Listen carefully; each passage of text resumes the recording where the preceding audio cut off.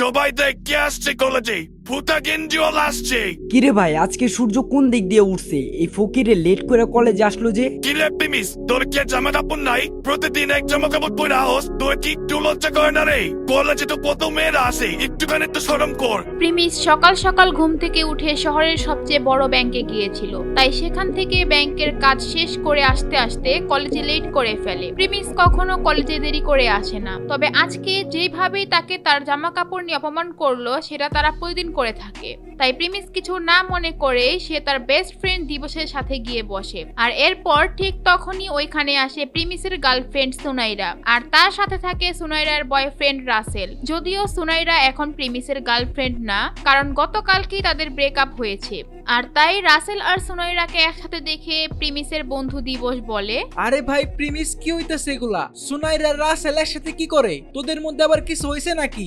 আরে ভাই হইতে দে, যা হওয়ার হইতে দে। প্রিমিসের এই ব্যাপারটা নিয়ে কারো সাথে কিছু বলার ইচ্ছে করছিল না। আরে ভাই, তুই তো জানোস এই রাসেল কত খারাপ পোলা, কিভাবে মেয়েদেরকে ফাঁসায়। এই পর্যন্ত কলেজের 5টা মেয়ের সাথে প্রেম করছে, আর সুনাইরা হলো 6 নাম্বার। দিবসের কথা শুনে প্রিমিস দিবসের দিকে মন খারাপ করে তাকায়। দিবস মনে করে প্রিমিস হয়তো তার কথা শুনে কষ্ট পেয়েছে, কিন্তু সাথে সাথেই প্রিমিস একটু মুচকি হাসি দিয়ে বলে, আরে কোনো সমস্যা নাই বন্ধু, সবারই নিজ নিজ একটা জীবন আছে, ওর যা মন চায় ওরে করতে দে। আর এটা বলতে বলতে প্রিমিস সুনাইরার দিকে তাকায়। আর এদিকে রাসেল আর সুনাইরা প্রিমিসকে চেতানোর জন্য অনেক চেষ্টা করে। প্রিমিসের এখন যা টাকা সম্পত্তি আছে, প্রিমিস চাইলেই রাসেল আর রাসেলের বাবার সমস্ত সম্পত্তি 1 মিনিটেই কিনে নিতে পারে, কিন্তু প্রিমিস কোনো কথা না বলে সব চুপচাপ দেখছিল। কিছুক্ষণ পর সুনাইরা তার মোবাইলের কভার খুলে প্রিমিসের মুখে ছুঁড়ে মারে আর বলে, যেহেতু তোর সাথে আমার ব্রেকআপ হয়ে গেছে, আমি চাই না তোর দেওয়া ফালতু বেকার জিনিস আমার কাছে রাখতে। এর চেয়ে ভালো তোর জিনিস তোর কাছে রাইখা দে। প্রিমিস সুনাইরাকে কিছুই বলে না, আর সেই কভারটা টেবিলের উপর উঠিয়ে রাখে। বেবি, তোমার মোবাইলের কভার গিফট করছে? মোবাইলের কভার আবার কেউ কাউরে গিফট করে নাকি? বেবি, কথা হচ্ছে যার মোবাইল কিনে দেওয়ার মতো সামর্থ্য নাই, সে তো মোবাইলের কভারই গিফট দিব, তাই না? আরে বেবি, কোনো সমস্যা নাই, আমি আজকে তোমার একটা নতুন ফোন কিনা দেবো। প্রিমিসের তখন মনে চাচ্ছিল জোরে জোরে চিল্লিয়ে হাসতে, কিন্তু সে নিজেকে কন্ট্রোলে রাখে।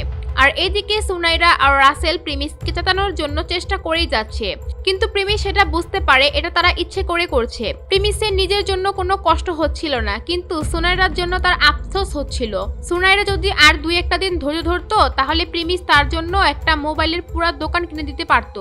ভাই এইসব কি হইতাছে? তোর সামনে এত কিছু হইতাছে, তুই মুখ বুঝে বসে রইছ। তোর কি একটু রাগ হইতাছে না? না রে ভাই, যা হইতাছে ভালোই হইতাছে, আর যা হবে তা তো ভালোর জন্যই হবে, বাদ দে।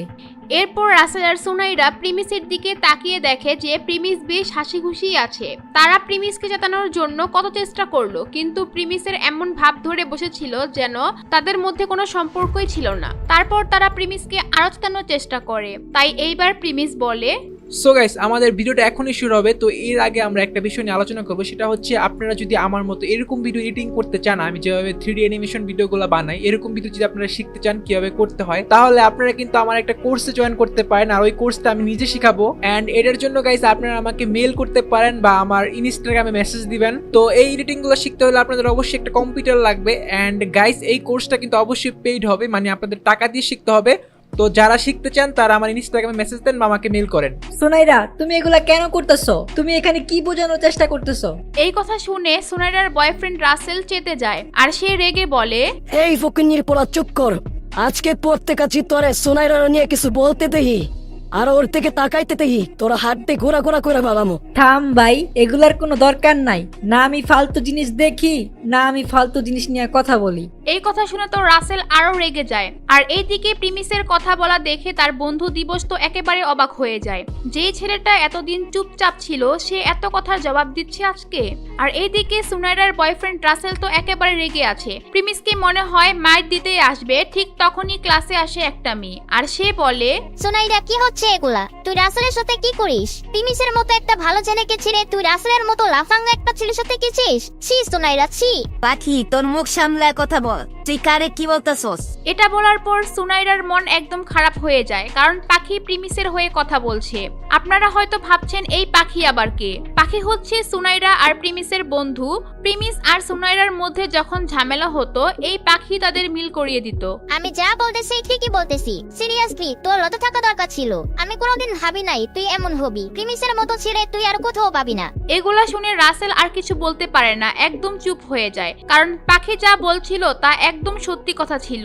এরপর পাখি প্রিমিসের সামনে গিয়ে সুনাইরাকে বলে, তুই এত তাড়াতাড়ি সব কিভাবে ভুলে গেলি? তুই যখন অসুস্থ ছিলি তোর জন্য ও খাবার নিয়ে যাইতো, তোর কলেজের অ্যাসাইনমেন্ট করে দিত, তোর সবকিছু গিফট দেওয়ার জন্য কত কষ্ট করে টাকা জমাইতো। পাখির মুখে এই কথা শুনে সুনাইরা চুপ হয়ে যায়, আর প্রিমিস তার মাথা নিচু করে ফেলে, আর সুনাইরার কথা মনে পড়ে যায় তার। প্রিমিস সুনাইরাকে অনেক ভালোবাসতো। প্রিমিসের কাছে হয়তো তেমন টাকা ছিল না, কিন্তু সে সুনাইরাকে খুশি রাখার জন্য তার সাধ্যমতো চেষ্টা করত।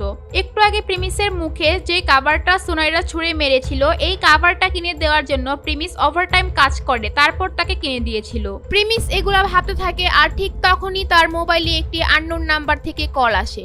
সেই কলটি ধরার জন্য প্রিমিস ক্লাস থেকে বাইরে চলে যায়, আর সেখানে গিয়ে যখন সে কলটা রিসিভ করে, অপর পাশ থেকে একজন বলে, অনেক হয়েছে প্রিমিস বাবা, এবার তুমি বাসায় চলে আসো।